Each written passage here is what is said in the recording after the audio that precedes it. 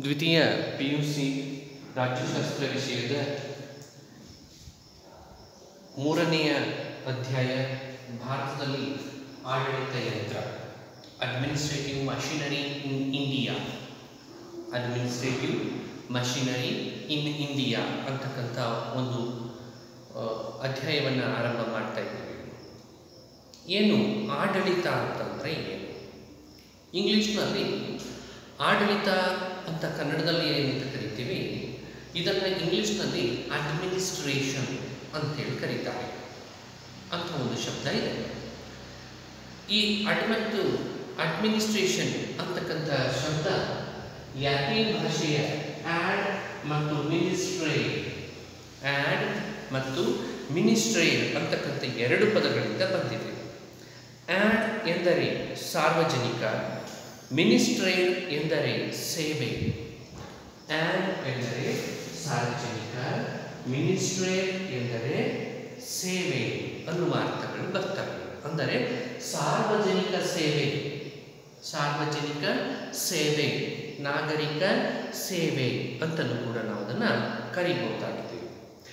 ಇನ್ನು JM ಪಿಫ್ನರ್ ಅಂತಕ್ಕಂಥವರು ಇದಕ್ಕೆ ಹೇಳ್ತಾರೆ, ಕಾರ್ಯ ಮತ್ತು ವ್ಯಕ್ತಿಗಳನ್ನು ಸಾಮೂಹಿಕ ಪ್ರಯತ್ನದಿಂದ ಒಗ್ಗೂಡಿಸಿ ಪರಿಣಾಮಕಾರಿಯಾಗಿ ಗುರಿ ಸಾಧಿಸುವ ಸಂಘಟನೆಯೇ ಆಡಳಿತ. ಕಾರ್ಯ ಮತ್ತು ವ್ಯಕ್ತಿಗಳನ್ನು ಸಾಮೂಹಿಕ ಪ್ರಯತ್ನದಿಂದ ಒಗ್ಗೂಡಿಸಿ ಜನರನ್ನು ಪರಿಣಾಮಕಾರಿಯಾಗಿ ಗುರಿ ಸಾಧಿಸುವ ಸಂಘಟನೆಯೇ ಆಡಳಿತ. ಇನ್ನು ಸೈಮನ್ ಅಂತಕ್ಕಂಥವ್ರು ಹೇಳ್ತಾರೆ, ಸಾಮಾನ್ಯ ಗುರಿಗಳನ್ನು ಈಡೇರಿಸಲು ಸಂಘಟಿತ ಗುಂಪು ಕೈಗೊಳ್ಳುವ ಚಟುವಟಿಕೆಗಳೇ ಆಡಳಿತ. ಸಾಮಾನ್ಯ ಗುರಿಗಳನ್ನು ಈಡೇರಿಸಲು ಸಂಘಟಿತ ಗುಂಪು ಕೈಗೊಳ್ಳುವ ಚಟುವಟಿಕೆಗಳೇ ಆಡಳಿತ ಅಂತೇಳಿ ಕರೀತಾರೆ. ಒಟ್ಟಾರೆಯಾಗಿ ಈ ಆಡಳಿತ ಅಂದರೆ ನಾಗರಿಕ ಸೇವೆ, ಜನರಿಗೆ ಸೇವೆಯನ್ನು ಒದಗಿಸುವ ಒಂದು ಗುಂಪು. ಅದರ ಸಾಮೂಹಿಕವಾಗಿ ಆ ಗುಂಪು ತನ್ನ ಪ್ರಯತ್ನವನ್ನು ಮಾಡ್ತದೆ. ಆ ಪ್ರಯತ್ನದ ಮುಖಾಂತರ ತಾನು ಮಾಡಬೇಕಾದ ಕೆಲಸಗಳನ್ನು ಸಾಂಗೋಪಾಂಗವಾಗಿ ಮಾಡಿ ಮುಗಿಸ್ತಕ್ಕಂಥ ಕೆಲಸವನ್ನು ಮಾಡ್ತದೆ. ಅಂತಹ ಒಂದು ಗುಂಪಿನ ಆ ಕೆಲಸವನ್ನು ನಾವೇನಂತ ಕರಿತೇವೆ, ಆಡಳಿತ ಅಂತೇಳಿ ಕರಿತೇವೆ. ಈ ಆಡಳಿತ ಅಂತಕ್ಕಂಥದ್ದು ಈಗ ಹೊಸದಾಗಿ ನಾವೇನಾದರೂ ಕಂಡುಕೊಂಡಂತಹ ಒಂದು ವ್ಯವಸ್ಥೆನೇ? ಈಗ ಹೊಸದಾಗಿ ಯಾರಾದರೂ ಕಂಡುಹಿಡಿದಿದ್ದಾರೆಯೇ? ಯಾರಾದರೂ ಒಬ್ಬರು ತಮ್ಮ ಲ್ಯಾಬ್ನಲ್ಲಿ ಅದನ್ನು ಅಭಿವೃದ್ಧಿಪಡಿಸಿದ್ರೆ ಅಂದರೆ ಇಲ್ಲ. ವೇದಗಳ ಕಾಲದಲ್ಲಿ, ರಾಮಾಯಣದ ಕಾಲದಲ್ಲಿ, ಕೌಟಿಲ್ಯನ ಅರ್ಥಶಾಸ್ತ್ರದಲ್ಲಿ, ಹೀಗೆ ಅನೇಕ ಪುರಾತನ ವ್ಯವಸ್ಥೆನಲ್ಲೂ ಕೂಡ ಆಡಳಿತದ ಅನೇಕ ಮಜಲುಗಳು ವಿಕಸನವಾಗಿರ್ತಕ್ಕಂಥದ್ದನ್ನು ನಾವು ಕಾಣ್ತೇವೆ. ಆಡಳಿತ ಅಂತಕ್ಕಂಥದ್ದು ಏಕಾಏಕಿಯಾಗಿ ಈಗ ಹೇಗೆ ಇದೆಯೋ ಇದೇ ಅವಸ್ಥೆಯಲ್ಲಿ ನಮಗೆ ಅವತಾರವನ್ನು ಎತ್ತಿದ್ದಲ್ಲ. ಹಿಂದಿನ ಕಾಲದಲ್ಲಿ, ವೇದಗಳ ಕಾಲದಲ್ಲಿ, ರಾಮಾಯಣದಲ್ಲಿ, ಮಹಾಭಾರತದಲ್ಲಿ, ಮೆಗಾಸ್ಥಾನಿಸನ ಇಂಡಿಕಾ ಗ್ರಂಥದಲ್ಲಿ, ಹಾಗೆ ಅನೇಕ ಧರ್ಮ ಗ್ರಂಥಗಳಲ್ಲೂ ಕೂಡ ಆಡಳಿತದ ವಿವಿಧ ಮಜಲುಗಳನ್ನು ಹೇಳಲಾಗಿದೆ. ಆಡಳಿತಗಾರನಾಗಿರ್ತಕ್ಕಂಥವ್ರು ಹೇಗಿರಬೇಕು, ಹೇಗೆ ಕೆಲಸವನ್ನು ನಿರ್ವಹಿಸಬೇಕು, ಹೇಗೆ ಒಬ್ಬರಲ್ಲಿ ನಂಬಿಕೆಯನ್ನು ಇಡಬೇಕು, ನಂಬಿಕಸ್ಥರ ಜೊತೆಗೆ ಮಾತ್ರ ಎಂತೆಂಥ ವಿಷಯಗಳನ್ನು ಆತ ಹಂಚಿಕೊಳ್ಳಬಹುದು, ಆ ಆಡಳಿತದ ರಹಸ್ಯವಾದಂಥ ಗೌಪ್ಯತೆಯನ್ನು ಯಾವ ರೀತಿ ಕಾಪಾಡಬೇಕು, ಇವೆಲ್ಲ ವಿಷಯಗಳಿಗೆ ಸಂಬಂಧಪಟ್ಟಂತೆ ಕೌಟಿಲ್ಯ ತನ್ನ ಅರ್ಥಶಾಸ್ತ್ರದಲ್ಲಿ ಅನೇಕ ವಿಷಯಗಳನ್ನು ಅಲ್ಲಿ ದಾಖಲು ಮಾಡಿ ಇಡ್ತಾ ಹೋಗಿದ್ದಾರೆ. ಹಾಗಾಗಿ ಈ ಆಡಳಿತ ಅಂತಕ್ಕಂಥದ್ದು ಏಕಾಏಕಾಗಿ ಅವತಾರ ಎತ್ತಿ ಬಂದದ್ದಲ್ಲ. ಪುರಾತನ ಕಾಲದಿಂದಲೂ ಸಾವಿರಾರು ವರ್ಷಗಳಿಂದಲೂ ಕೂಡ ಅನೇಕ ಪ್ರಯತ್ನಗಳ ನಂತರ, ಅನೇಕ ಮಾರ್ಪಾಟುಗಳ ನಂತರ ಆ ಆಡಳಿತ ಅಂತಕ್ಕಂಥದ್ದು ಕೂಡ ಹೊಸ ಹೊಸ ರೂಪುಗಳನ್ನು, ಹೊಸ ಹೊಸ ಮಜಲುಗಳನ್ನು, ಹೊಸ ಹೊಸ ದಾರಿಗಳನ್ನು ತುಳ್ಕೊಂಡು ಬಂದಿರತಕ್ಕಂಥದ್ದು. ಇನ್ನು ಭಾರತದ ಆಡಳಿತದ ಬೆಳವಣಿಗೆಯನ್ನು ದೀರ್ಘ ಇತಿಹಾಸದಲ್ಲಿ ನಾವು ನೋಡ್ಬೋದು. ಈ ಆಡಳಿತದಲ್ಲಿ ಗ್ರಾಮ ಪಂಚಾಯತ ಪ್ರಾಥಮಿಕ ಘಟಕವಾಗಿ, ಹಿಂದಿನ ಕಾಲದಲ್ಲೂ ಕೂಡ ಕೌಟಿಲ್ಯ ಏನು ಮಾಡ್ತಾನೆ, ತನ್ನ ಸಪ್ತಾಂಗ ಸಿದ್ಧಾಂತದಲ್ಲಿ ರಾಜ್ಯಕ್ಕೆ ತಾನು ನಿರ್ಧಾರ ಮಾಡ್ತಕ್ಕಂಥ ಒಂದು ಸಿದ್ಧಾಂತ ಸಪ್ತಾಂಗ ಸಿದ್ಧಾಂತ. ಆ ಸಪ್ತಾಂಗ ಸಿದ್ಧಾಂತದಲ್ಲಿ ಸ್ವಾಮಿಯು, ಜನಪದ, ಹೀಗೆ ಅಮಾತ್ಯ, ಜನಪದ, ದುರ್ಗ, ಈ ರೀತಿ ಅನೇಕ 7 ರೀತಿಯ ಅಂಗಗಳನ್ನು ಅದು ಗುರುತಿಸ್ತಾನಲ್ಲ, ಅದರಲ್ಲಿ ಮೂರನೆಯ ಅಂಗ ಬಂದ ಜನಪದ, ಸ್ವಾಮಿಯನ್ ಅಮಾತ್ಯ ಜನಪದ. ಈ ಜನಪದದ ಅಡಿನಲ್ಲಿ ಆತ ವಿವರವಾಗಿ ಹೇಳ್ತಾನೆ, ಗ್ರಾಮಗಳ ಆಡಳಿತ ವ್ಯವಸ್ಥೆಯನ್ನು ನೋಡಿಕೊಳ್ಳಲಿಕ್ಕೆ ಗ್ರಾಮ ಪಂಚಾಯಿತಿ ವ್ಯವಸ್ಥೆ ಇರಬೇಕು.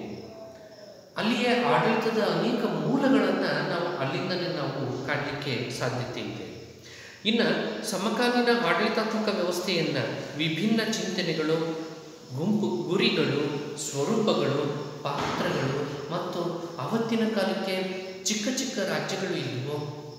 ಆ ರಾಜ್ಯಗಳ ಕೆಲಸ ಕೇವಲ ಪೊಲೀಸ್ ಕಾರ್ಯಗಳನ್ನು ನಿರ್ವಹಣೆ ಮಾಡ್ತಕ್ಕಂಥ ಕೆಲಸ ಆಗಿತ್ತು. ಆದರೆ ಇವತ್ತಿನ ರಾಜ್ಯಗಳು ಏನಾಗಿದ್ದಾವೆ, ಕಲ್ಯಾಣ ರಾಜ್ಯಗಳಾಗಿದ್ದಾವೆ, ವಿಶಾಲವಾದಂಥ ಕಾರ್ಯವ್ಯಾಪ್ತಿಯನ್ನು ಹೊಂದಿರತಕ್ಕಂಥವುಗಳಾಗಿದ್ದಾವೆ. ಈಗಿನ ರಾಜ್ಯಗಳು ಮಾಡ್ತಕ್ಕಂಥ ಕೆಲಸಗಳು ಅನೇಕ ಆಗಿದ್ದಾವೆ. ಇಂಥ ಕೆಲಸದಲ್ಲಿ, ಇಂಥ ವಿಷಯದಲ್ಲಿ ರಾಜ್ಯ ಕೆಲಸವನ್ನು ಮಾಡೋದಿಲ್ಲ ಅಂತ ಹೇಳಲಿಕ್ಕೆ ಬರುವುದಿಲ್ಲ. ಅಷ್ಟೊಂದು ಕೆಲಸಗಳನ್ನು ರಾಜ್ಯ ಇವತ್ತು ಮಾಡ್ತಾ ಇದೆ. ಆ ಕಾರಣಕ್ಕಾಗಿ ಅಂದಿನ ಕಾಲಕ್ಕೆ ಆಡಳಿತ ಇದ್ದಂಥ ಸ್ವರೂಪಗಳು ಬೇರೆ, ಇಂದು ಇರ್ತಕ್ಕಂಥ ಆಡಳಿತದ ಸ್ವರೂಪಗಳು ಬೇರೆ ಆಗಿ ಇದ್ದಾವೆ.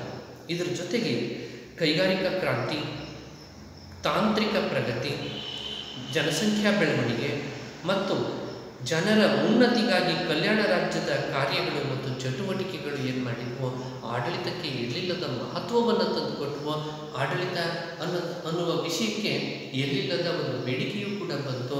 ಹಾಗೂ ಆಡಳಿತವನ್ನು ಸುವ್ಯವಸ್ಥಿತವಾಗಿ ನಡೆಸಲಿಕ್ಕೆ ಆಡಳಿತಗಾರರು ಏನು ಮಾಡ್ತಾ ಬಂದರು, ಹೊಸ ಹೊಸ ಪ್ರಯತ್ನಗಳನ್ನು ಮಾಡ್ತಾ ಬಂದರು. ಆ ಪ್ರಯತ್ನಗಳ ಮುಖಾಂತರ ಏನಾಗ್ತಾ ಇದೆ, ಆಡಳಿತ ಎನ್ನುವುದು ಇವತ್ತು ಗಮನಾರ್ಹ ವಿಷಯವಾಗಿ ಹೊರಹೊಮ್ಮಿದೆ. ಇನ್ನು ಈ ಆಡಳಿತವನ್ನು, ಈ ಭಾರತದಲ್ಲಿ ಆಡಳಿತದ ಪಾತ್ರ ಏನು? What is the role of administration in India? ಭಾರತದಲ್ಲಿ ಆಡಳಿತದ ಪಾತ್ರ ಏನು? ಈ ಸಾರ್ವಜನಿಕ ಆಡಳಿತದ ಕಾರ್ಯ ಮತ್ತು ಪಾತ್ರಗಳನ್ನು ಸಮಕಾಲೀನ ಸಮಾಜಕ್ಕೆ ಅನ್ವಯಿಸುವಂತೆ ಜೆರಾಲ್ಡ್ ಗೈಡನ್ ಅಂತಕ್ಕಂಥವರು 1971ರಲ್ಲಿ ಒಂದು ಪಟ್ಟಿಯನ್ನು ಮಾಡ್ತಾರೆ. ಇಂತಿಂಥ ಕೆಲಸಗಳಿಗಾಗಿ, ಇಂತಿಂಥ ಕೆಲಸಕ್ಕಾಗಿ, ಇಂತಿಂಥ ಉದ್ದೇಶಗಳಿಗಾಗಿ ನಮಗೆ ಆಡಳಿತ ಬೇಕಾಗಿದೆ ಅಂತೇಳಿ. ಅದರಲ್ಲಿ ರಾಜಕೀಯ ಸಂರಕ್ಷಣೆ, ಸ್ಥಿರ ಮತ್ತು ವ್ಯವಸ್ಥೆಯ ಕ್ರಮಬದ್ಧ ನಿರ್ವಹಣೆ, ಸಾಮಾಜಿಕ ಮತ್ತು ಆರ್ಥಿಕ ಬದಲಾವಣೆಗಳ ಸಂಸ್ಥೀಕರಣ, ಬೃಹತ್ ಪ್ರಮಾಣದ ವಾಣಿಜ್ಯ ಉದ್ಯಮಗಳ ಬೆಳವಣಿಗೆ, ಆರ್ಥಿಕ ಅಭಿವೃದ್ಧಿಯ ಬೆಳವಣಿಗೆಯನ್ನು ಸಾಧಿಸುವುದು, ಸಮಾಜದ ದುರ್ಬಲ ವರ್ಗಗಳನ್ನು ರಕ್ಷಿಸುವುದು, ಸಾರ್ವಜನಿಕ ಅಭಿಪ್ರಾಯವನ್ನು ರೂಪಿಸುವುದು ಹಾಗೂ ಸಾರ್ವಜನಿಕ ನೀತಿಗಳು ಹಾಗೂ ರಾಜಕೀಯ ನೀತಿಗಳ ಮೇಲೆ ಪ್ರಭಾವವನ್ನು ಬೀರುವುದು. ಈ 8 ವಿಷಯಗಳಿಗೋಸ್ಕರ ನಮಗೆ ಆಡಳಿತ ಬೇಕಾಗಿದೆ. 8 ವಿಷಯಗಳನ್ನು ನಾವು ಒಂದು ದೇಶದಲ್ಲಿ ಸಾಧಿಸಲಿಕ್ಕೋಸ್ಕರ ಆಡಳಿತ ಅಂತಕ್ಕಂಥದ್ದು ನಮಗೆ ಬೇಕಾಗಿರ್ತದೆ. ಇನ್ನು ಭಾರತದಲ್ಲಿ ಆಡಳಿತದ ಪ್ರಾಮುಖ್ಯತೆಯನ್ನು ಈಸ್ಟ್ ಇಂಡಿಯಾ ಕಂಪನಿ ನಾಗರಿಕ ಸೇವೆಯನ್ನು ಆರಂಭ ಮಾಡ್ತದೆ. 19ನೇ ಶತಮಾನದಲ್ಲಿ ಈಸ್ಟ್ ಇಂಡಿಯಾ ಕಂಪನಿ ಏನು ಮಾಡ್ತದೆ, ಭಾರತದಲ್ಲಿ ನಾಗರಿಕ ಸೇವಾ ವರ್ಗವನ್ನು ಸ್ಥಾಪನೆ ಮಾಡ್ತದೆ. 19ನೇ ಶತಮಾನದ ಮಧ್ಯಭಾಗದಲ್ಲಿ ಅದನ್ನು ಜಾರಿಗೆ ತಂದು ಬ್ರಿಟಿಷ್ ಆಡಳಿತಗಾರರು ಭಾರತದಲ್ಲಿ ಉನ್ನತ ಹುದ್ದೆಗಳಿಗೆ ಅಭ್ಯರ್ಥಿಗಳನ್ನು ಆಯ್ಕೆ ಮಾಡಲು ಸ್ಪರ್ಧಾತ್ಮಕ ಪರೀಕ್ಷೆಗಳನ್ನು ಮೊದಲ ಬಾರಿಗೆ ನಡೆಸ್ತಾರೆ. ಈ ಸ್ಪರ್ಧಾತ್ಮಕ ಪರೀಕ್ಷೆಗಳಲ್ಲಿ ಉತ್ತೀರ್ಣರಾಗಿರ್ತಕ್ಕಂಥವರನ್ನು ಅಧಿಕಾರಿಗಳನ್ನಾಗಿ ನೇಮಕ ಮಾಡಿಕೊಂಡು ಅವರ ಮುಖಾಂತರ ಆಡಳಿತವನ್ನು ನಡೆಸ್ತಕ್ಕಂಥ ಒಂದು ಪ್ರಯತ್ನವನ್ನು ಬ್ರಿಟಿಷ್ ಈಸ್ಟ್ ಇಂಡಿಯಾ ಕಂಪನಿ ಮತ್ತು ಬ್ರಿಟಿಷರು ಅದನ್ನು ಅಡಿಗಲ್ಲನ್ನು ಹಾಕಿದರು ಅಂತೇಳಿ ಹೇಳ್ಬೋದು. ಇನ್ನು ಈ ಭಾರತದಲ್ಲಿ ನಾಗರಿಕ ಸೇವಾ ವರ್ಗ ಅಂದರೆ ಏನು? ಭಾರತದಲ್ಲಿ ನಾಗರಿಕ ಸೇವಾ ವರ್ಗ ಇದೆ. ಇದನ್ನು ನಾಗರಿಕ ಸೇವಾ ವರ್ಗ, ಆಡಳಿತ ಸೇವಾ ವರ್ಗ, ಸಾರ್ವಜನಿಕ ಸೇವಾ ವರ್ಗ ಅಂತ ಎಲ್ಲ ಕರೆಯಲಾಗ್ತದೆ. ಈ ನಾಗರಿಕ ಸೇವಾ ವರ್ಗ ಅಥವಾ ಆಡಳಿತ ಸೇವಾ ವರ್ಗ ಅಂದರೆ ಏನು? ಬಹಳ ಸಿಂಪಲ್ ಆಗಿ ಇದಕ್ಕೆ ನೀವು ಪರೀಕ್ಷೆಯಲ್ಲಿ ಉತ್ತರವನ್ನು ಬರೀಬಹುದು. 1 ಅಥವಾ 2 ಅಂಕದ ಪ್ರಶ್ನೆ ಇರ್ತದೆ. ನಾಗರಿಕ ಸೇವಾ ವರ್ಗ ಏನು? ನಾಗರಿಕ ಸೇವಾ ವರ್ಗ ಅಂದರೆ ಬಹಳ ಸಿಂಪಲ್ ಆನ್ಸರ್ ಇದೆ. ಒಟ್ಟಾರೆಯಾಗಿ ಸರ್ಕಾರಿ ನೌಕರರ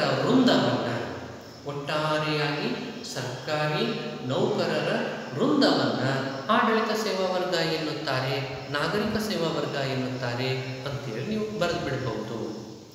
ನೋಡಿ, 4 ಶಬ್ದಗಳಿದ್ದಾವೆ. ಒಟ್ಟಾರೆಯಾಗಿ, ಸರ್ಕಾರಿ, ನೌಕರರ ಸಮೂಹವನ್ನು ಅಥವಾ ವರ್ಗವನ್ನು ನಾಗರಿಕ ಸೇವಾ ವರ್ಗ ಅಂತೇಳಿ ಕರೀತಾರೆ.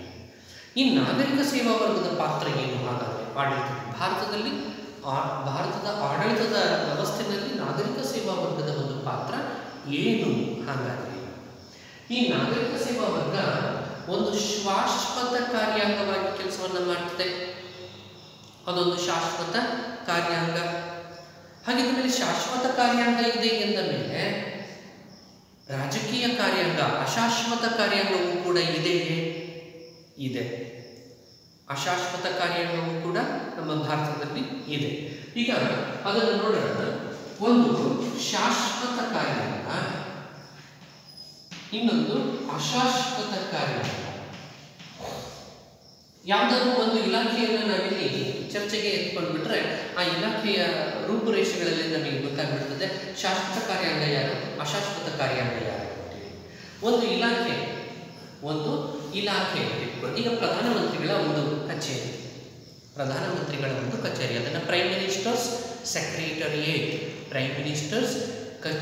ಸೆಕ್ರೆಟರಿಯೇಟ್, ಪ್ರಧಾನಮಂತ್ರಿಗಳ ಸಚಿವಾಲಯ ಅಂತೇಳಿ ಕರೀತಾರೆ. ಈ ಪ್ರಧಾನಮಂತ್ರಿಗಳ ಸಚಿವಾಲಯದಲ್ಲಿ ಯಾರಿರ್ತಾರೆ ಹೇಳಿ? ಮೊದಲಿಗೆ ಅಶಾಶ್ವತ ಕಾರ್ಯಾಂಗಾಧಿಕಾರಿಯಾಗಿ ಪ್ರಧಾನಮಂತ್ರಿ ಇರ್ತಾರೆ. ಯಾಕೆ ಪ್ರಧಾನಮಂತ್ರಿ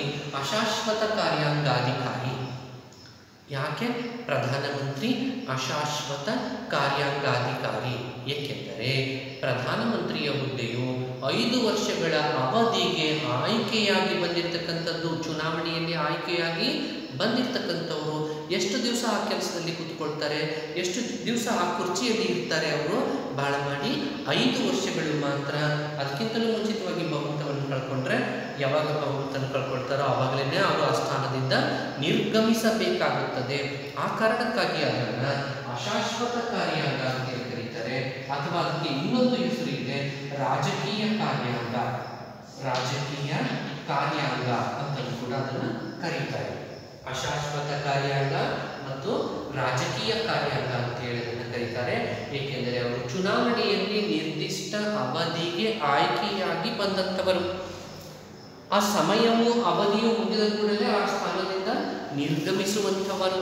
ಆ ಕಾರಣಕ್ಕಾಗಿ ಅವರು ಏನಾಗಿರ್ತಾರೆ? ಅಶಾಶ್ವತ ಕಾರ್ಯಾಂಗಾಧಿಕಾರಿಯಾಗಿರ್ತಾರೆ. ಹಾಗಿದ್ದ ಮೇಲೆ ಶಾಶ್ವತ ಕಾರ್ಯಾಂಗಾಧಿಕಾರಿ ಯಾರು ಎಂದರೆ ಆ ಇಲಾಖೆಯ ಪರಮೋನ್ನತ ಅಧಿಕಾರಿಯಾಗಿರ್ತಕ್ಕಂಥ ಮುಖ್ಯ ಕಾರ್ಯದರ್ಶಿ. ಈ ಮುಖ್ಯ ಕಾರ್ಯದರ್ಶಿ ಮತ್ತು ಆತನ ಕೆಳವರ್ಗದ ಅಂದರೆ ಕೆಳಗಿನ ಡಿ ದರ್ಜೆಯ ನೌಕರ ಒಬ್ಬ ಜವಾನನವರೆಗೆ ಸರ್ಕಾರಿ ಸೇವೆಯಲ್ಲಿ ಇರ್ತಕ್ಕಂಥ, ಸರ್ಕಾರದಿಂದ ತಾವು ಮಾಡುತ್ತಿರುವ ಕೆಲಸಕ್ಕೆ ಮಾಸಿಕ ವೇತನವನ್ನು ಪಡೆಯತಕ್ಕಂಥ ಸರ್ಕಾರಿ ನೌಕರರು ಏನಿದ್ದಾರೆ ಅವರನ್ನು ಏನಂತ ಕರೀತಾರೆ? ಅವರನ್ನು ಶಾಶ್ವತ ಕಾರ್ಯಾಂಗ ಅಂತೇಳಿ ಕರೀತಾರೆ. ಶಾಶ್ವತ ಕಾರ್ಯಾಂಗ ಅಂತ ಯಾಕೆ ಇವರನ್ನು ಕರೀತಾರೆ? ಒಂದು ಬಾರಿ ಆ ವ್ಯಕ್ತಿಯು ನೌಕರನಾಗಿ, ಸಿಬ್ಬಂದಿಯಾಗಿ, ಅಧಿಕಾರಿಯಾಗಿ ನೇಮಕಾತಿಯನ್ನು ಹೊಂದಿದನೆಂದರೆ ಆತನ ನಿವೃತ್ತಿಯ ವಯಸ್ಸಿನವರೆಗೂ ಕೂಡ ಆತನು ಸೇವೆಯಲ್ಲಿ ಮುಂದುವರಿಯುತ್ತಾನೆ. ಈತನಿಗೆ ಚುನಾವಣೆಯಿಂದ ಬಂದಿದ್ದಾನಾ? ಇಲ್ಲ. ಆತನು ನಿವೃತ್ತನಾಗುವವರೆಗೂ ಕೂಡ ಆ ಜಾಗದಲ್ಲಿ ಮುಂದುವರಿತಾನೆ.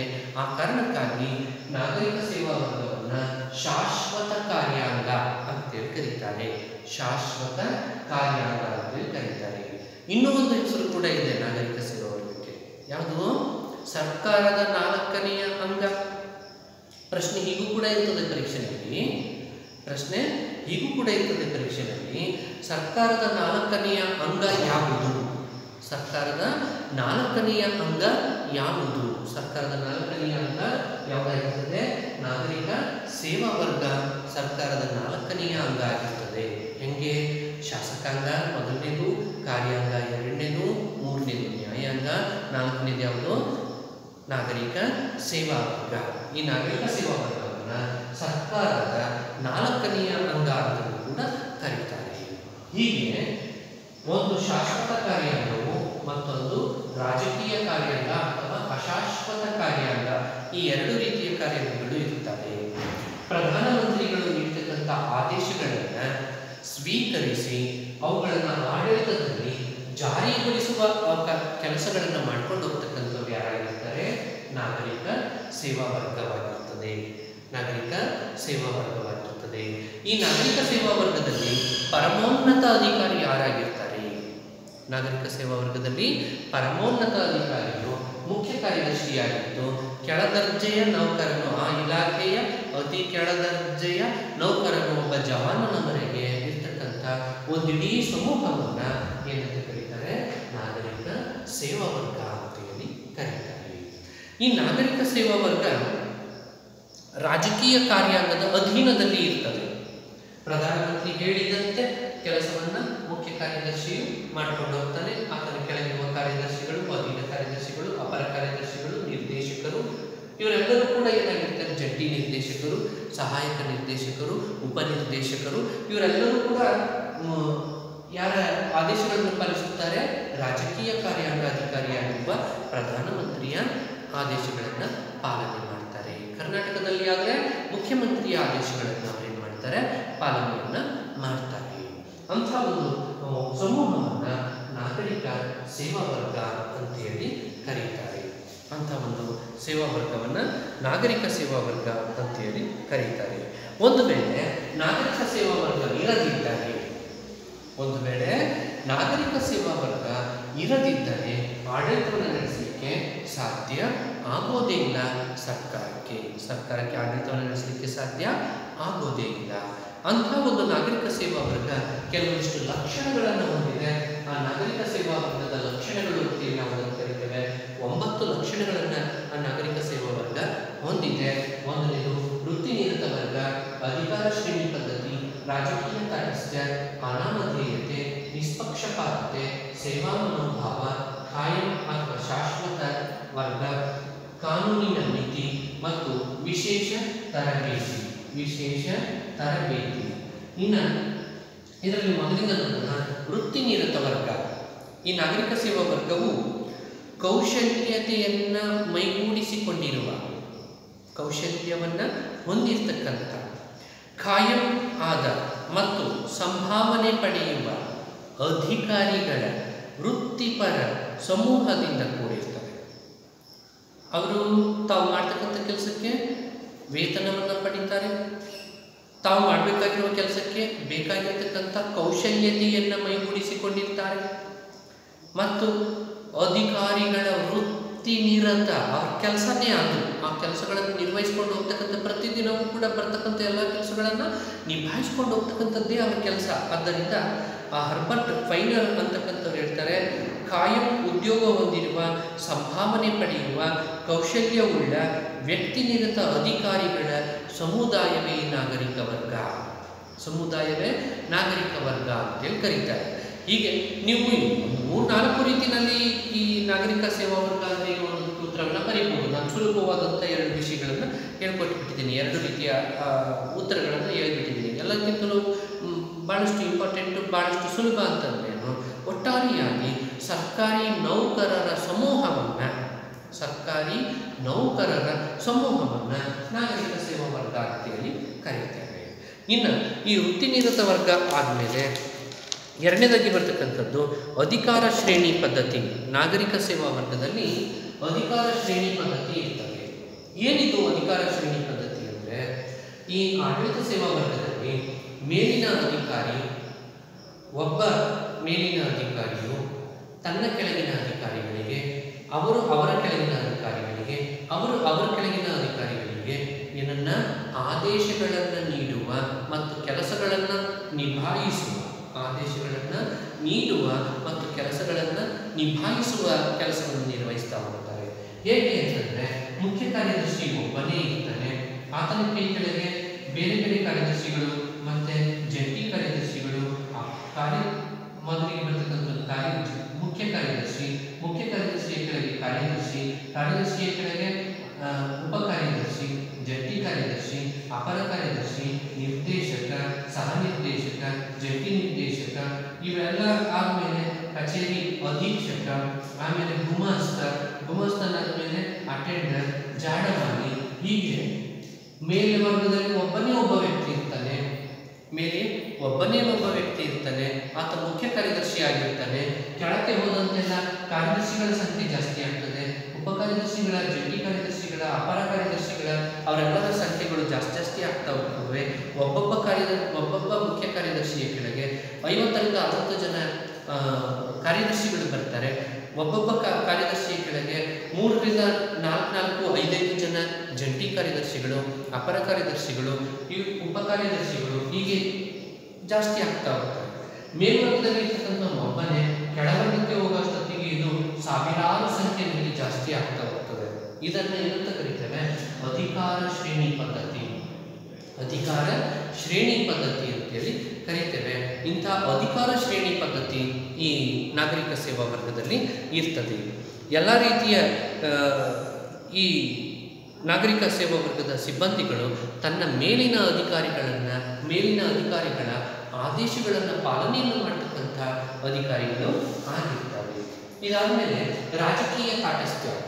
ಏನಿದು ರಾಜಕೀಯ ತಾಟಸ್ಥ್ಯ ಅಂತಂದರೆ, ಈ ನಾಗರಿಕ ಸೇವಾ ವರ್ಗದಲ್ಲಿ ಸೇವೆಯನ್ನು ಸಲ್ಲಿಸಲಿಕ್ಕೆ ಬಂದಿರತಕ್ಕಂಥವರು ಯಾವುದೇ ರಾಜಕೀಯ ಚಟುವಟಿಕೆಗಳಲ್ಲಿ ತಮ್ಮನ್ನು ತಾವು ತೊಡಗಿಸಿಕೊಳ್ಳದೆ, ಯಾವುದೇ ರಾಜಕೀಯ ಚಟುವಟಿಕೆಗಳಲ್ಲಿ ಅಂದರೆ ಏನು, ಯಾವುದೇ ರಾಜಕೀಯ ಪಕ್ಷದ ಪರವಾಗಿ ಕೆಲಸವನ್ನು ಮಾಡದೆ, ಯಾವುದೇ ರಾಜಕೀಯ ಪಕ್ಷದ ವಿರುದ್ಧವಾಗಿ ಕೆಲಸವನ್ನು ಮಾಡದೆ, ತಾವು ಏನು ಕೆಲಸವನ್ನು ಮಾಡಬೇಕಾಗಿದೆಯೋ ಅದಷ್ಟೇ ಕೆಲಸಗಳನ್ನು ಮಾತ್ರ ಮಾಡಿಕೊಂಡು ಹೋಗ್ತಕ್ಕಂಥ ಕೆಲಸವನ್ನು ಮಾಡ್ತದೆ. ಅದನ್ನೇ ಏನಂತ ಕರೀತಾರೆ? ರಾಜಕೀಯ ತಾಟಸ್ಥ್ಯ. ರಾಜಕೀಯ ತಾಟಸ್ಥ್ಯ, ಪೊಲಿಟಿಕಲ್ ನ್ಯೂಟ್ರಾಲಿಟಿ ಅಂತೇಳಿ ಇಂಗ್ಲಿಷ್ನಲ್ಲಿ ಅದನ್ನು ಅಂತಾರೆ. ಇನ್ನು ಅನಾಮಧೇಯತೆ. ಏನಿದು ಅನಾಮಧೇಯತೆ ಅಂದರೆ ಈ ನಾಗರಿಕ ಸಿಬ್ಬಂದಿಗಳು ತೆರೆಮರೆಯಲ್ಲಿ ಕೆಲಸವನ್ನು ಮಾಡ್ತಕ್ಕಂಥವರಾಗಿರ್ತಾರೆ. ಯಾವುದೇ ಸಚಿವರಿಗೆ ಕೆಲಸವನ್ನು ಮಾಡಿದರೂ ಕೂಡ ಅನಾಮಕತ್ವ ಸಿಬ್ಬಂದಿಗೆ ಅನಾಮಕತ್ವವಾಗಿ ಸಿಬ್ಬಂದಿಗಳು ಉಳಿಬೇಕಾಗ್ತದೆ. ಕೆಲಸಗಳನ್ನೆಲ್ಲ ಮಾಡಿಕೊಡ್ತಕ್ಕಂಥವ್ರು ಇವರೇ ಆಗಿರ್ತಾರೆ. ಸಚಿವರು ಅದನ್ನು ಸದನದಲ್ಲಿ ಓದ್ತಾರೆ. ಸಚಿವರು ಅದನ್ನು ಸದನದಲ್ಲಿ ಓದಿ ಇಂಥದ್ದನ್ನು ಮಾಡಬೇಕಂತಿದ್ದೇವೆ ಅಂತ ಹೇಳ್ತಾರೆ. ಅವಾಗ ಏನಾಗ್ತದೆ? ಅದರ ಹಿಂದೆ ಕೆಲಸ ಮಾಡಿದಂಥ ತೆರೆಮರೆಯಲ್ಲಿ ಕೆಲಸ ಮಾಡಿರ್ತಕ್ಕಂಥ ಎಲ್ಲ ಸಿಬ್ಬಂದಿಗಳು ಎಲ್ಲಿಯೂ ತಮ್ಮನ್ನು ತಾವು ಗುರುತಿಸಿಕೊಳ್ಳದೆ ಅನಾಮಧೇಯರಾಗಿ ತೆರೆಯ ಮರೆಯಲ್ಲಿ ಶ್ರಮಿಸುವಂಥ ಒಂದು ವರ್ಗ ಆಗ್ತದೆ. ಆ ವರ್ಗನೇ ಏನಾಗಿರ್ತದೆ? ನಾಗರಿಕ ಸೇವಾ ವರ್ಗವಾಗಿರ್ತದೆ. ನಾಗರಿಕ ಸೇವಾ ವರ್ಗವಾಗಿರ್ತದೆ. ಇದಾದಮೇಲೆ ನಿಷ್ಪಕ್ಷಪಾತತೆ. ಈ ನಿಷ್ಪಕ್ಷಪಾತತೆ ಅಂದರೆ ಆ ನಾಗರಿಕ ಸೇವಾ ವರ್ಗದವರು ಮಾಡ್ತಿರ್ತಕ್ಕಂಥ ಕೆಲಸದಲ್ಲಿ ತಮ್ಮ ಕಚೇರಿಗೆ ಬರ್ತಕ್ಕಂಥ ಪ್ರತಿಯೊಬ್ಬರನ್ನು ಕೂಡ ಸಮಾನರನ್ನಾಗಿ ಕಾಣುವ, ನಿಷ್ಪಕ್ಷಪಾತವಾಗಿ ಕಾಣುವ, ಪ್ರತಿಯೊಬ್ಬರಿಗೂ ಕೂಡ ಕಾನೂನಿನ ಚೌಕಟ್ಟಿನಲ್ಲಿ ಏನು ಕೆಲಸವನ್ನು ಮಾಡಿಕೊಡ್ಬೇಕಾಗಿದೆಯೋ ಆ ಕರ್ತವ್ಯವನ್ನು ನಿರ್ವಹಿಸ್ತಕ್ಕಂಥ ಸಂದರ್ಭದಲ್ಲಿ ಗುರುತು ಅಥವಾ ಸಮಾಜದ ಯಾವುದೇ ವರ್ಗದ ಪರವಾಗಿ ವರ್ತಿಸದೆ ನಿಷ್ಪಕ್ಷಪಾತವಾಗಿ, ಯಾರದ್ದೇ ಪರವಾಗಿ ಕೆಲಸವನ್ನು ಮಾಡದೆ, ಯಾರದ್ದೇ ವಿರುದ್ಧವಾಗಿ ಕೆಲಸವನ್ನು ಮಾಡದೆ, ತಾವು ಏನು ಕರ್ತವ್ಯವನ್ನು ನಿರ್ವಹಿಸಬೇಕಾಗಿದೆಯೋ ಆ ಕರ್ತವ್ಯವನ್ನು ಮಾತ್ರ ನಿರ್ವಹಿಸ್ತಾರೆ.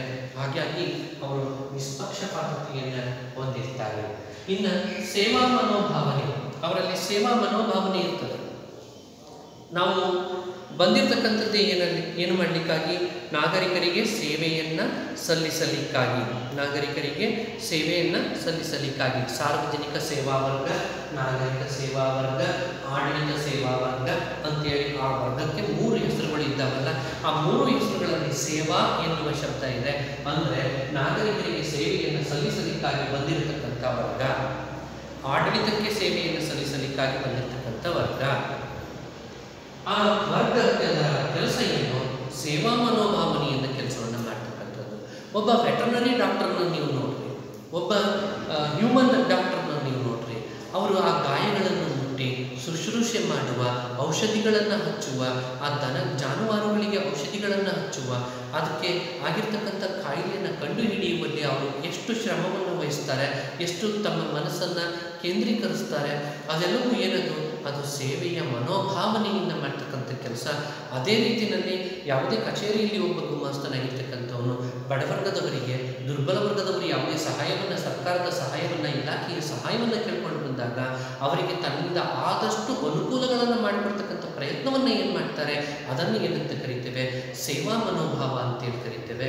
ಆ ರೀತಿಯ ಸೇವಾ ಮನೋಭಾವನೆಯಿಂದ ಕೆಲಸವನ್ನು ಮಾಡ್ತಕ್ಕಂಥವರು ನಾಗರಿಕ ಸೇವಾ ವರ್ಗದವರು ಆಗಿರ್ತಾರೆ. ಇನ್ನು ಕಾಯಂ ಅಥವಾ ಶಾಶ್ವತ ವರ್ಗ, ಕಾಯಂ ಅಥವಾ ಶಾಶ್ವತ ವರ್ಗ ಇವರು ನೇಮಕಾತಿಯನ್ನು ಹೊಂದಿರತಕ್ಕಂಥವರಾಗಿರ್ತಾರೆ. ನೇಮಕಾತಿಯನ್ನು ಹೊಂದಿದಂಥವರಾಗಿರ್ತಾರೆ. ತಾವು ನೇಮಕಾತಿಯನ್ನು ಹೊಂದುವುದಕ್ಕಿಂತಲೂ ಮುಂಚಿತವಾಗಿ ಸ್ಪರ್ಧಾತ್ಮಕ ಪರೀಕ್ಷೆಗಳಲ್ಲಿ ಭಾಗವಹಿಸಿ ಉತ್ತೀರ್ಣರಾಗಿರ್ತಕ್ಕಂಥವರಾಗಿರ್ತಾರೆ. ಜ್ಞಾನವನ್ನು ಹೊಂದಿದಂಥವರಾಗಿರ್ತಾರೆ. ಅವರನ್ನು ಸರ್ಕಾರಿ ನೌಕರರನ್ನಾಗಿ ಇಲಾಖೆ ಅವರನ್ನು ನೇಮಕಾತಿಯನ್ನು ಮಾಡಿಕೊಳ್ತದೆ. ಅಥವಾ ಅವಂಥ ಒಂದು ಸಂಸ್ಥೆ ಇದೆ ನಮ್ಮಲ್ಲಿ UPSC, ಕೇಂದ್ರದಲ್ಲಾದರೆ UPSC ಕೇಂದ್ರ ನಾಗರಿಕ ಸೇವಾ ವರ್ಗ, ಕೇಂದ್ರ ನಾಗರಿಕ UPSC ಮತ್ತು ಕರ್ನಾಟಕ ರಾಜ್ಯದಲ್ಲಿ KPSC. ಕೇಂದ್ರದಲ್ಲಾದರೆ UPSC ಮತ್ತು ಕರ್ನಾಟಕದಲ್ಲಾದರೆ KPSC ಅಂತಕ್ಕಂಥ ಎರಡು ಸಂಸ್ಥೆಗಳು ಏನಿದ್ದಾವೆ ಆ ಸಂಸ್ಥೆಗಳು ಯೂನಿಯನ್ ಪಬ್ಲಿಕ್ ಸರ್ವಿಸ್ ಕಮಿಷನ್, ಕರ್ನಾಟಕದಲ್ಲಾದರೆ ಕರ್ನಾಟಕ ಪಬ್ಲಿಕ್ ಸರ್ವಿಸ್ ಕಮಿಷನ್ ಅಂತಕ್ಕಂಥ ಎರಡು ಏನು ಮಾಡ್ತವೆ, ಕೆಲಸವನ್ನು ನಿರ್ವಹಿಸ್ತವೆ. ಅವ್ರ ಕೆಲಸ ಏನು ಅಂತಂದರೆ ನಾಗರಿಕ ಸೇವಾ ವರ್ಗಕ್ಕೆ ಅಭ್ಯರ್ಥಿಗಳನ್ನು ಆಯ್ಕೆ ಮಾಡಿಕೊಳ್ತಕ್ಕಂಥದ್ದು. ಅದರ ಮುಖಾಂತರ ಬರ್ತಾರೆ. ಆಯ್ಕೆಯಾದ ಕೂಡಲೇ ಆತನು ಕಾಯಂ ನಾಗರಿಕ ವರ್ಗವಾಗಿ ಕಾಯಂ ಸಿಬ್ಬಂದಿಯಾಗಿ ನೇಮಕಾತಿಯನ್ನು ಹೊಂದುತ್ತಾನೆ. ಕಾಯಂ ಸಿಬ್ಬಂದಿ ಅಂದ್ರೇನು? ಒಮ್ಮೆ ಆತನು ನೇಮಕಾತಿಯನ್ನು ಹೊಂದಿದನೆಂದರೆ ಆತನು ತನಗೆ ಸರ್ಕಾರವು ನಿಗದಿ ಮಾಡಿರ್ತಕ್ಕಂಥ, ಇಲಾಖೆ ನಿಗದಿ ಮಾಡಿರ್ತಕ್ಕಂಥ ನಿವೃತ್ತಿಯ ವಯಸ್ಸನ್ನು ದಾಟುವವರೆಗೆ ಆತನು ಶಾಶ್ವತವಾಗಿ ಅದೇ ಹುದ್ದೆಯಲ್ಲಿ ಮುಂದುವರಿಯುವ ಆ ಇಲಾಖೆಯಲ್ಲಿ ಕೆಲಸವನ್ನು ಮಾಡ್ತಕ್ಕಂಥವನಾಗಿರ್ತಾನೆ. ಆ ಕಾರಣಕ್ಕಾಗಿ ಆತನನ್ನು ಏನಂತ ಕರೀತಾರೆ ಅಂತ ಒಂದು ವರ್ಗವನ್ನು ಕಾಯಂ ಅಥವಾ ಶಾಶ್ವತ ವರ್ಗ ಅಂತೇಳಿ ಕರೀತಾರೆ. ಇಷ್ಟಾದ ಮೇಲೆ ಅವರು ಕಾಯಮಾಗಿ ನೇಮಕಾತಿಯನ್ನು ಹೊಂದಿದ್ದಾರೆ ಅಂದರೆ ಅವರು ಹೇಗೆ ಬೇಕಾದರೂ ಕೆಲಸವನ್ನು ಮಾಡಿಬಿಡಬಹುದೇ? ಇಲ್ಲ, ಅವ್ರು ಏನು ಮಾಡಬೇಕಾಗಿದೆ? ಕಾನೂನಿನ ಮಿತಿಯಲ್ಲಿ ಕೆಲಸವನ್ನು ಮಾಡಬೇಕಾಗಿದೆ. ನಾಗರಿಕ ಸೇವಾ ನಿಯಮಗಳು ಇದ್ದಾವೆ. ಆ ನಾಗರಿಕ ಸೇವಾ ನಿಯಮಗಳು ಏನಿದ್ದಾವೆ ಆ ನಿಯಮಗಳಿಗೆ ಅನುಗುಣವಾಗಿಯೇ ಕೆಲಸವನ್ನು ಮಾಡಬೇಕಾಗಿದೆ. ಆ ಕಾನೂನಿನ ಮಿತಿಯನ್ನು ಮೀರಿ ಅವರು ವರ್ತನೆಯನ್ನು ಮಾಡುವಂತಿಲ್ಲ. ಅಂಥ ಒಂದು ವರ್ಗ ಅದು ನಾಗರಿಕ ಸೇವಾ ವರ್ಗ ಆಗಿರ್ತದೆ. ಇನ್ನು ವಿಶೇಷ ತರಬೇತಿಯನ್ನು ಹೊಂದಿದಂಥವರಾಗಿರ್ತಾರೆ. ನೇಮಕಾತಿಯನ್ನು ಹೊಂದಿದ ಕೂಡಲೇ ತಾನು ಯಾವ ಹುದ್ದೆಗೆ ನೇಮಕಾತಿಯನ್ನು ಹೊಂದಿದ್ದಾನೆಯೋ ಆ ಹುದ್ದೆಗೆ ಬೇಕಾಗಿರ್ತಕ್ಕಂಥ ಉನ್ನತವಾದಂಥ ತರಬೇತಿಯನ್ನು ಸರ್ಕಾರವೇ ನೀಡ್ತದೆ. ಆ ತರಬೇತಿಯನ್ನು ಆತ ಪಡೆದಿರ್ತಾನೆ. ಅಂಥ ತರಬೇತಿಯನ್ನು ಪಡೆಯಲಿಕ್ಕಾಗಿ IAS ತರಬೇತಿ, IAS ಸೇವೆಗಳಿಗೆ ಇಂಡಿಯನ್ ಅಡ್ಮಿನಿಸ್ಟ್ರೇಟಿವ್ ಸರ್ವಿಸ್, ಭಾರತದ ಆಡಳಿತ ಸೇವೆ, ಈ ಭಾರತದ ಆಡಳಿತ ಸೇವೆಗೆ ಆಯ್ಕೆಯಾಗ್ತಕ್ಕಂಥ ಸಿಬ್ಬಂದಿಗಳಿಗೆ ತರಬೇತಿಯನ್ನು ನೀಡಲಾಗ್ತದೆ. ಅಂಥ ತರಬೇತಿಯನ್ನು ಕೊಡಲಿಕ್ಕಾಗಿ IAS ಅಧಿಕಾರಿಗಳಿಗೆ ತರಬೇತಿಗಳ ಕೇಂದ್ರವನ್ನು ಲಾಲ್ ಬಹದ್ದೂರ್ ಶಾಸ್ತ್ರಿ ಅಕಾಡೆಮಿ ಅಂತೇಳಿ ಮಸ್ಸೂರಿನಲ್ಲಿ ಅಂತ ಒಂದು ತರಬೇತಿಯ ಕೇಂದ್ರವನ್ನು ಭಾರತದಲ್ಲಿ ತೆರೆಯಲಾಗಿದೆ. ಇದಾದ ಮೇಲೆ ಈ IPS ಅಂದರೆ Indian police service, Bharat police ಸೇವೆಗೆ ಆಯ್ಕೆಯಾಗ್ತಕ್ಕಂಥ ಅಭ್ಯರ್ಥಿಗಳಿಗೆ ಹೈದರಾಬಾದ್ನಲ್ಲಿ ಇರತಕ್ಕಂಥ ಸರ್ದಾರ್ ವಲ್ಲಭಭಾಯ್ ಪಟೇಲ್ ಪೊಲೀಸ್ ಅಕಾಡೆಮಿ ಅಂತಕ್ಕಂಥ ಅಕಾಡೆಮಿನಲ್ಲಿ ಅವರಿಗೆ ಉನ್ನತ ತರಬೇತಿಯನ್ನು ನೀಡಲಾಗ್ತದೆ. ಇವು ಕೂಡ ಎರಡು ಪ್ರಶ್ನೆಗಳಾಗಿ ಪ್ರಶ್ನೆ ಪತ್ರಿಕೆಯಲ್ಲಿ ಬರ್ತಕ್ಕಂಥ ಸಂಭವನೀಯತೆಗಳಿದ್ದಾವೆ. ಅದೇನು ಅಂದರೆ ಲಾಲ್ ಬಹದ್ದೂರ್ ಶಾಸ್ತ್ರಿ ಅಕಾಡೆಮಿ ಎಲ್ಲಿದೆ, ಲಾಲ್ ಬಹದ್ದೂರ್ ಶಾಸ್ತ್ರಿ ಅಕಾಡೆಮಿ ಎಲ್ಲಿದೆ, ಇನ್ನು ಸರ್ದಾರ್ ವಲ್ಲಭಭಾಯ್ ಪಟೇಲ್ ಅಕಾಡೆಮಿ ಎಲ್ಲಿದೆ ಅಂತೇಳಿ ಕೇಳಬಹುದು. ಅದು ಲಾಲ್ ಬಹದ್ದೂರ್ ಶಾಸ್ತ್ರಿ ಅಕಾಡೆಮಿ ಮಸೂರಿನಲ್ಲೂ, ಸರ್ದಾರ್ ವಲ್ಲಭಭಾಯ್ ಪಟೇಲ್ ಪೊಲೀಸ್ ಅಕಾಡೆಮಿ ಹೈದರಾಬಾದ್ನಲ್ಲೂ ಇರ್ತಕ್ಕಂಥದ್ದು.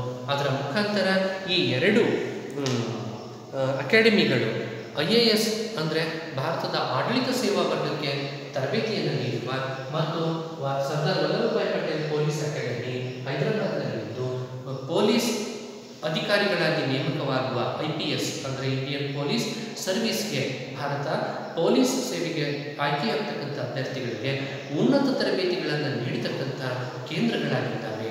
ಅಂದರೆ ಈ ನಾಗರಿಕ ಸೇವಾ ವರ್ಗವು ಏನಾಗಿದೆ, ತರಬೇತಿಯನ್ನು, ವಿಶೇಷ ತರಬೇತಿಯನ್ನು ಪಡೆದಿರ್ತಕ್ಕಂಥ ಒಂದು ವರ್ಗ ಆಗಿರ್ತದೆ. ಅಂಥ ವರ್ಗವೇ ನಾಗರಿಕ ಸೇವಾ ವರ್ಗ ಆಗಿರ್ತದೆ. ಕೆಲವು ಬಾರಿ ಇದನ್ನು 5 ಅಂಕಗಳಿಗೂ, ಕೆಲವು ಬಾರಿ 10 ಅಂಕಗಳಿಗೂ ಕೂಡ ಕೇಳ್ತಿರ್ತಕ್ಕಂಥ ಉದಾಹರಣೆಗಳು ಇರ್ತವೆ. ಆದ್ದರಿಂದ ನೀವು ಇದನ್ನು ಸರಿಯಾಗಿ ನೋಡಿಕೊಂಡು ಸರಿಯಾಗಿ ಅಭ್ಯಾಸವನ್ನು ಮಾಡಿಕೊಂಡು ಸರಿಯಾಗಿ ಅದನ್ನು ನೆನಪಿನಲ್ಲಿ ಇಟ್ಕೊಳ್ತಕ್ಕಂಥದ್ದು ಪರೀಕ್ಷೆಯಲ್ಲಿ ಬಹಳಷ್ಟು ಮುಖ್ಯವಾಗಿ ಕೇಳ್ತಕ್ಕಂಥ ಪ್ರಶ್ನೆ ಇದು ಆಗಿರ್ತದೆ.